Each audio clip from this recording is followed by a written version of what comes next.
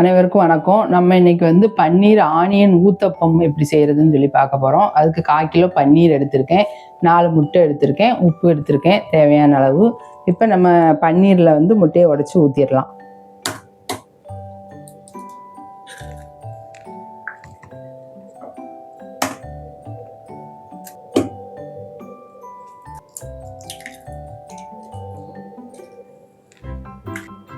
உப்பு போட்டுக்குவோம். உப்பு எப்போவுமே குறையாவே போடுங்க. முட்டை சேர்க்கறதுனால உப்பு அதிகமாக இருந்தால் கச்சிரும் ஒரு மாதிரி. நல்லா கலக்கி விடுவோம். இப்போ கல் சூடாயிடுச்சு, நெய் ஊற்றிக்குவோம்.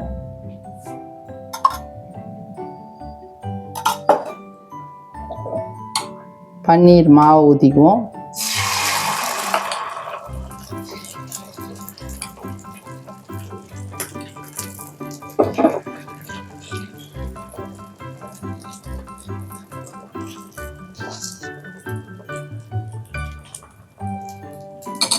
கட் பண்ணி வச்சுருக்கேன், சின்ன வெங்காயம் கட் பண்ணி வச்சுருக்கேன்.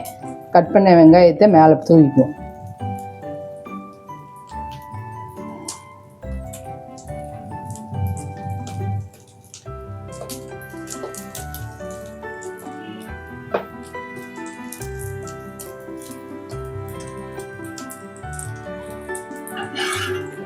கரண்டியை வச்சு லைட்டாக அமுக்கி விட்டுக்குவோம்.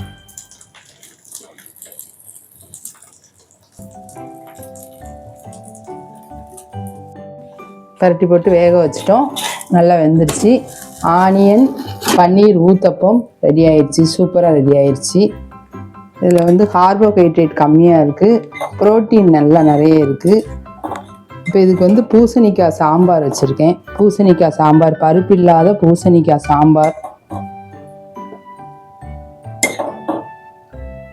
தேங்காய் சட்னி, இது ரெண்டும் வச்சு சாப்பிட்டிங்கன்னா சூப்பராக இருக்கும். சில டயட் உள்ளவங்க நம்ம நார்மல் அரிசி மாவு தோசை சாப்பிட முடியாது.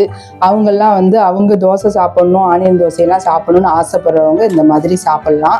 நீங்கள் வந்து தொடர்ந்து நம்ம வீடியோவை பாருங்கள், கமெண்ட் பண்ணுங்கள், ஷேர் பண்ணுங்கள், சப்ஸ்கிரைப் பண்ணுங்கள். மீண்டும் அடுத்த வீடியோவில் சந்திப்போம்.